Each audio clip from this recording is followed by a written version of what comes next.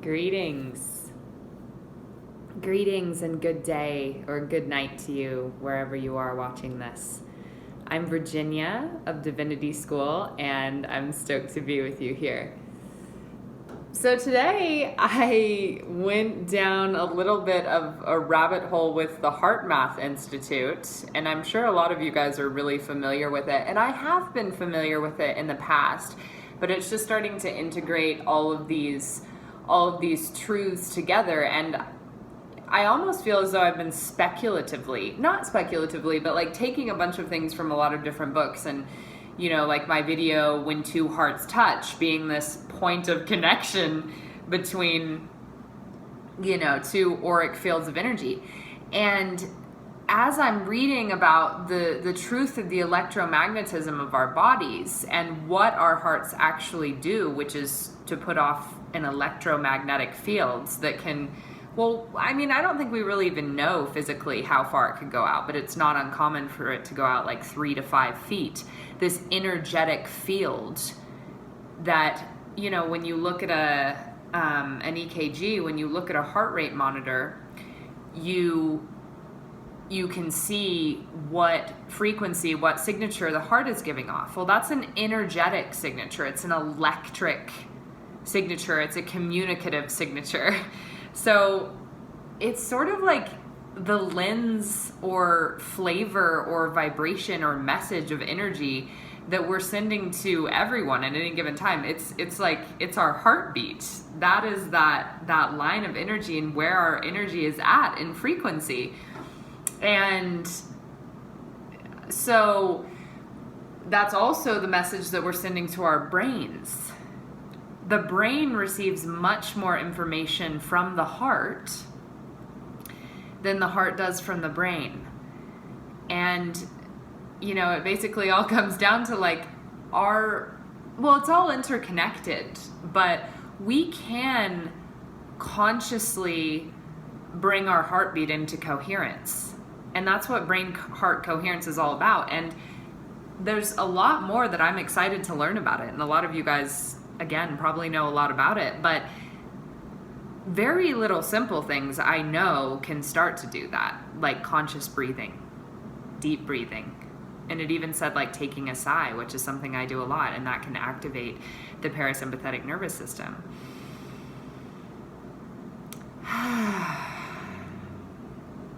Just an audible sigh. And that's what's going on when we come into heart coherence, when we come into very relaxed, effective, even heart rates. The HeartMath Institute calls it coherence. Our parasympathetic nervous system is activated. That's the rest, rejuvenate, relax, and digest nervous system. So it's basically when we're more relaxed, we are much more efficient, actually, and much more effective. Like, our brain is receiving signals that help everything in our body to function more coherently, to function more in more synchronized ways, to function more efficiently. And this is also quite literally the vibration that we're sending out to the world. This is why reality is actually based on intention. This is how we're all one.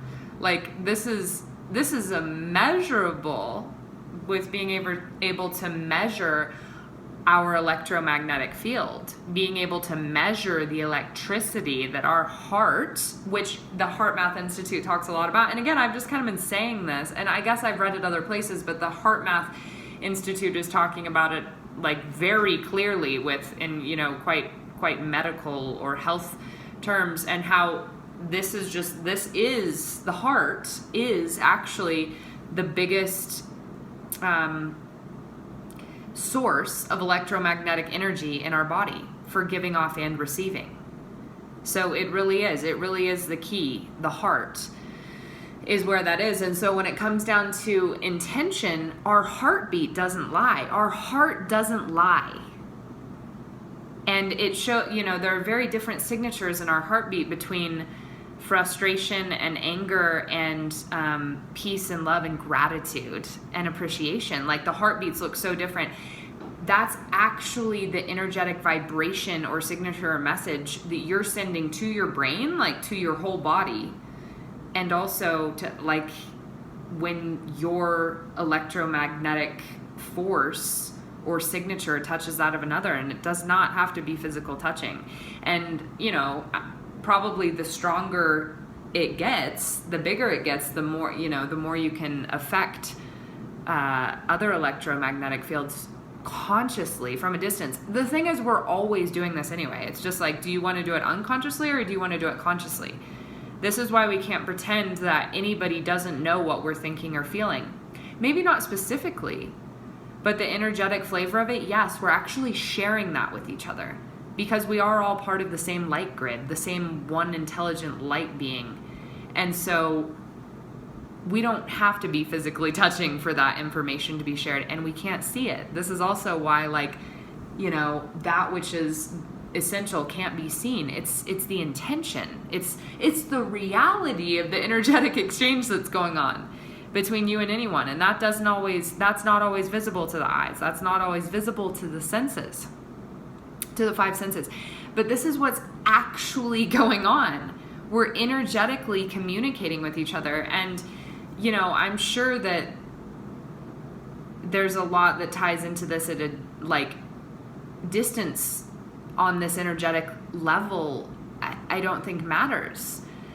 I can't remember if it was the Way of Mastery that I was just listening to, but, you know, a lot of things sort of point to this. It's like an emotion is instant.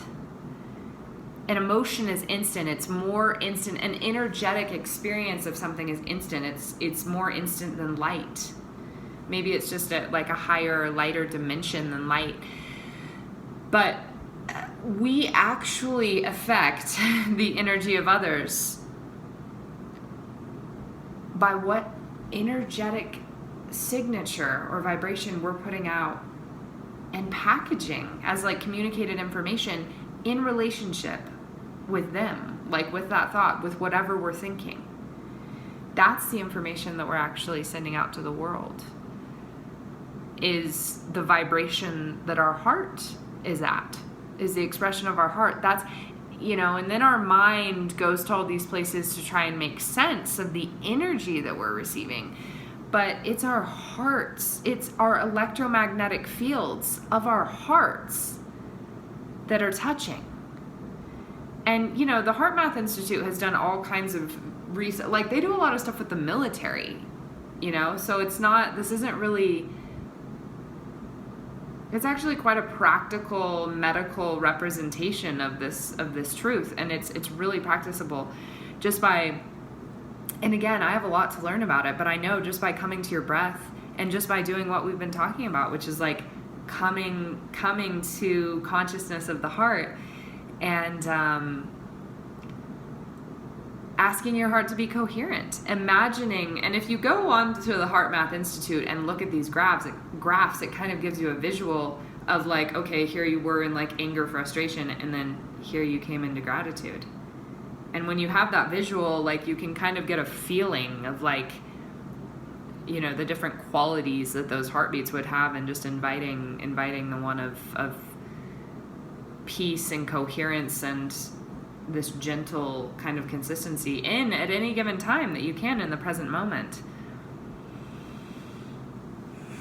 And living consciously of this, again, is how we really start to help ourselves and help the world. Like, and probably this has been said or it's implied, but it's like the quality of our thoughts, or really it's probably more the quality of our feeling towards our thoughts, the lens that we're putting on our thoughts, you know, that determines our vibration. And so it really is all just about perspective, and that's why anyone can do this too. It's like, it's just coming back to love, and it's coming back to the heart consciously. And that starts to calm the heart. That starts to relax the being, because, or the physical being, like activate the parasympathetic nervous system. And when you're relaxed, you're expanded. You're not contracted, you're expanded. You can see more possibilities. You're open to more energy. You're open to whatever way that the situation plays out, and you're willing to do your best in it. And so the beautiful thing is, you realize that basically you realize your heartbeat, your energetic signature, your energetic experience of love as a being of love, as signified by your heartbeat and your heart signature energy message that you're putting out. You realize that is more important than anything that's going on. Like, that's like your baseline to then experience the world. You realize it's more important than what's going on in the world. Ironically, when you do that, it makes you much, like it allows you to operate much better in the world. Because when your heart is at peace, that's poise too, right? And that's when you are at your most effective, at your most present, at your most loving, at your most effective. So let's share resources here, you guys, about heart-brain coherence.